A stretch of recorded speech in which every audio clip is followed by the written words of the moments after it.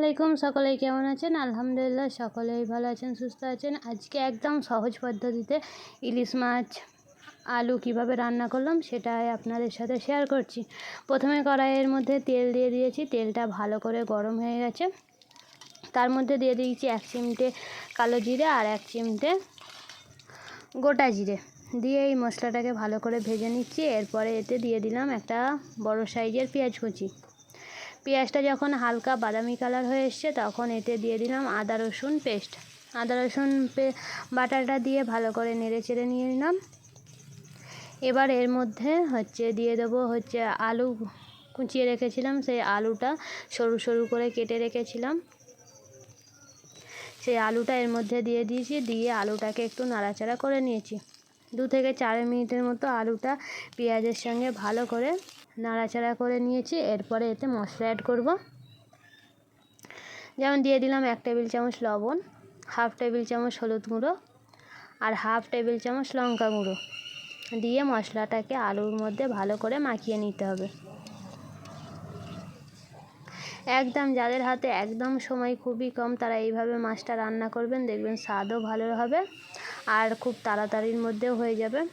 এরপরে এতে পানি দিয়ে আর আলুটাকে ভালো করে কষিয়ে নেব।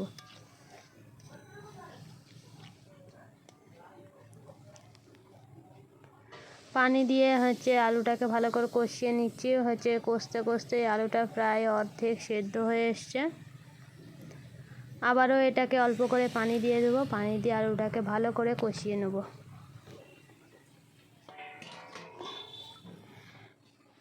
এটা কষানো হয়ে গেছে। এরপরে এতে পরিমাণ অনুযায়ী পানি দিয়ে দেবো। পানি দিয়ে চাপা দিয়ে দেবো 5 মিনিটের মতো, যাতে পুরোপুরি আলুটা সেদ্ধ হয়ে যায়।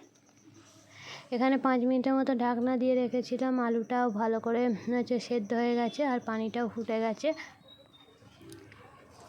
এরপরে মাছটা আমি আগে থেকে ভেজে রেখেছিলাম, ভাজাটা আপনাদের সাথে শেয়ার করা হয়নি। নুন আর অল্প করে লবণ আর হলুদ গুঁড়ো দিয়ে মাছটাকে ভালো করে ভেজে রেখেছিলাম। এরপর মাছটাকে এর মধ্যে দিয়ে দিলাম। দিয়ে এতে মশলা অ্যাড করব। যেমন অল্প করে ধনিয়া গুঁড়ো দিয়ে দেবো আর অল্প করে জিরা গুঁড়ো দিয়ে এটাকে আবারও 2 মিনিটের মতো রেখে তারপরে নামিয়ে নেব।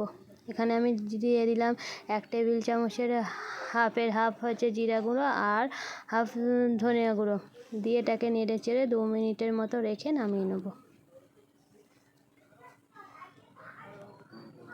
দেখতেই পাচ্ছেন কত সুন্দর হয়েছে, খেতেও দারুণ লাগবে। আর এই রেসিপিটা আপনাদের কেমন লাগলো অবশ্যই কমেন্ট বক্সে জানাবেন।